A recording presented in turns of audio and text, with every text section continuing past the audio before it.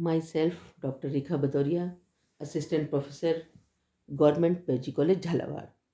बच्चों, आज हम सार्नियन विषय पर अध्ययन करेंगे। आज का हमारा टॉपिक है सार्नियन यानी टेबुलेशन। सार्नियन का मतलब होता है कि किसी चीज को, किसी आंकड़ों को व्यवस्थित रूप से छोटे रूप में प्रस्तुत करना।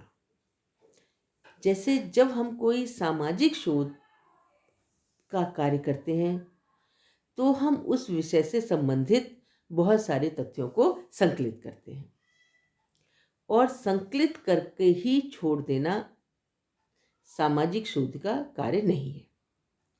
जो हम तथ्यों का संकलन करते हैं उनको सारणियों या तालिका के रूप में भी प्रकट करते हैं। सामाजिक शोध में केवल समस्या से संबंधित तथ्यों का संकलन ही नहीं है, बल्कि संबंधित तथ्यों को जो हमने संकलित किए हैं उनको सारणी के रूप में और तालिका के रूप में प्रकट करना भी है।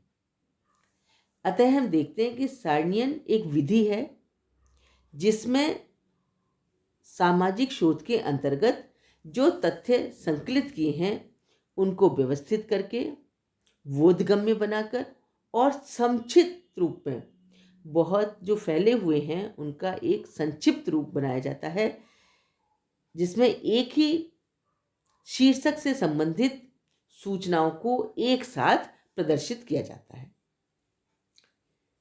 सारणियन में गुणात्मक और परिमाणात्मक दोनों ही प्रकार के तथ्यों को संख्यात्मक रूप में प्रकट करते हैं, और जो आंकड़े या जो तथ्य इधर उधर बिखरे हुए हैं उनको हम एक जगह एकत्रित करते हैं और उनका संक्षिप्त रूप प्रस्तुत करते हैं। इसमें समान और तुलनात्मक दोनों ही इकाइयों को उचित स्थान पर रखते हैं। तो सारणियन क्या है, टेबुलेशन क्या है? सारणियन एक ऐसा तरीका है तथ्यों को संकलित करके उनको एक तालिका के रूप में प्रकट करना, जिसमें गुणात्मक और परिमाणात्मक दोनों ही प्रकार के तथ्यों को हम संख्यात्मक रूप में प्रकट करते हैं। ये है हमारी सारणी। अब कुछ वैज्ञानिकों ने, सामाजिक वैज्ञानिकों ने अपने अपने शब्दों को परिभाषा के रूप में प्रस्तुत किया है।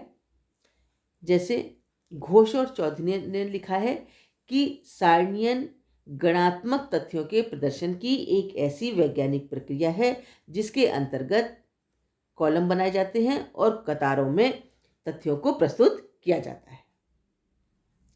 दूसरी लिखी है क्लार्क एवं शकांडे ने कि सांख्यिकीय सारणी संक्षिप्त विवरण प्रस्तुत सहित वह बताने के लिए है कि वे क्या हैं, संख्याओं का एक और तर्कपूर्ण क्रम से प्रस्तुतिकरण है।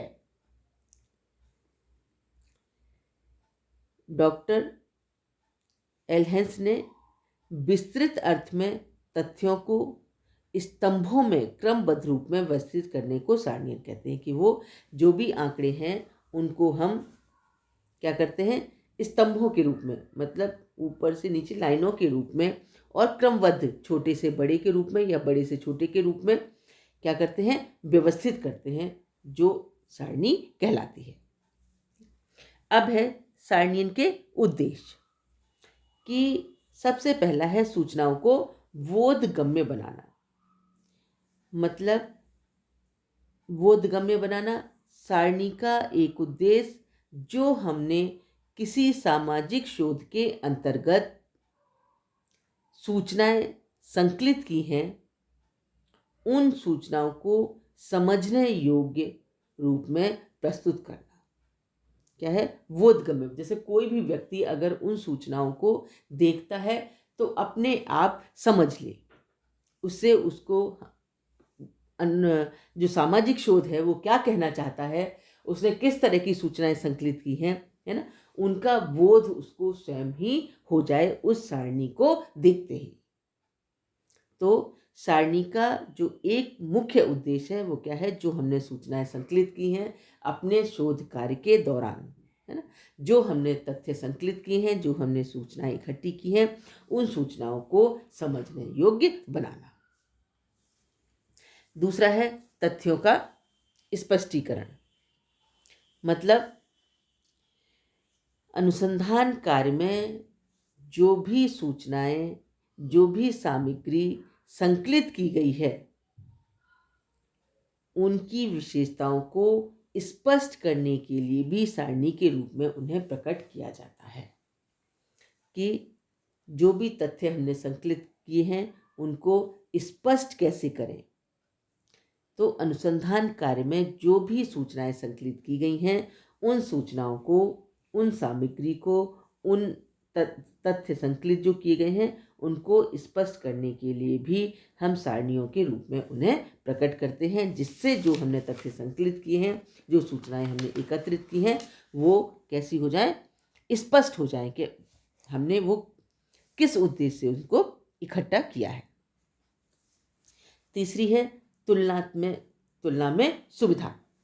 मतलब जो सारणी में विभिन्न तथ्यों को अलग अलग, पहले हम क्या करते हैं, सारी सूचनाओं को एकत्रित कर लेते हैं, है ना, वो सिर्फ उस समस्या से संबंधित होनी चाहिए, वो उस विषय से संबंधित होनी चाहिए जिनका कि हम क्या कर रहे हैं, अनुसंधान कर रहे हैं, और अनुसंधान में उनका प्रयोग किया जाना है। तो उस अनुसंधान के अनुसार हम जो भी हमें सूचनाएं प्राप्त होती हैं, उन चाहे वो पहले काम में आने वाली हो या बाद में काम में आने वाली हो, हम उन सूचनाओं को जो हमें जिस समय उपलब्ध हो जाती हैं, उन सूचनाओं को हम उस समय एकत्रित कर लेते हैं। लेकिन बाद में, है ना, जब हमारा शोध कार्य काफ़ी कुछ हो चुका होता है, तो हम क्या करते हैं कि सारणियन के विभिन्न तथ्यों को अलग अलग शीर्षकों के में वर्गीकृत कर लेते हैं, और इससे परस्पर उनकी तुलना करने और निष्कर्ष निकालने एवं व्याख्या करने में हमें सुविधा रहती है। तो जब हम तथ्यों को अलग अलग करते हैं, उनके शीर्षक के अनुसार उसमें डालते हैं, उनको वर्गीकृत करते हैं, मतलब अलग अलग बांटते हैं, और जब हम उसको सारणीबद्ध कर लेते हैं, तो हमें उनकी तुलना करने में बहुत आसान होता है कि किसमें, जैसे हमारी किसी आय से संबंधित हम कोई शोध कार्य कर रहे हैं, तो मजदूरों की आय कितनी है, वो किस आय में कितना कितना खर्च करते हैं, अपनी आय में से किस किस मद में खर्च करते हैं, है ना? या जो जिनका आर्थिक स्तर निम्न है ना, तो उनकी आय कितनी है, और उनको अपने अपने मदों के अनुसार कितना कितना किस मद में वो खर्च करते हैं, कैसे अपना जीवन यापन करते हैं। तो इन चीज़ों को जब हम अलग अलग शीर्षकों में बांट देते हैं, एक सारणीबद्ध कर देते हैं, तो हमें तुलना में करने में आसान होती है कि एक मजदूर की आय कितनी है, एक मध्यम वर्ग के व्यक्ति की आय कितनी है, और एक संपन्न व्यक्ति की आय कितनी है, वो कितनी कितनी आय किस किस मद में खर्च करते हैं। इसमें तुलना करने में और हमें निष्कर्ष निकालने में बहुत आसानी होती है। तो जब तक हम किसी शोध कार्य को करने के मध्य में जो भी हम तथ्य संकलित करते हैं, उन तथ्यों को एकत्रित करने का और फिर सारणीबद्ध करने का हमारा जो उद्देश्य है, वो इसीलिए है कि हमारे जो आंकड़े हैं, हमारी जो सूचनाएं हैं, वो क्या होती हैं, व्यवस्थित तरीके से एक खाके के रूप में तैयार हो जाती हैं, एक सारणी के रूप में तैयार हो जाती हैं। और जब किसी भी चीज़ से हम उसकी तुलना करते हैं, तो हमें बहुत आसानी रहती है, निष्कर्ष हम बहुत जल्दी से निकाल लेते हैं, और व्याख्या करने में भी जब सारणीबद्ध के हम निष्कर्ष निकाल लेते हैं, फिर हम उनकी व्याख्या करते हैं, और व्याख्या करने में भी हमें बहुत आसानी होती है। तो जो सारणियन के उद्देश्य हैं उन उद्देश्यों के आधार पर हमारा शोध कार्य काफ़ी सरल हो जाता है, हमारी सूचनाएं सुरक्षित हो जाती हैं और हम उनको एक व्यवस्थित तरीके से रख पाते हैं। जो कभी भी हमें भविष्य में उनकी आवश्यकता पड़ती है तो हम उनको अपनी आवश्यकता अनुसार देख लेते हैं कि हमें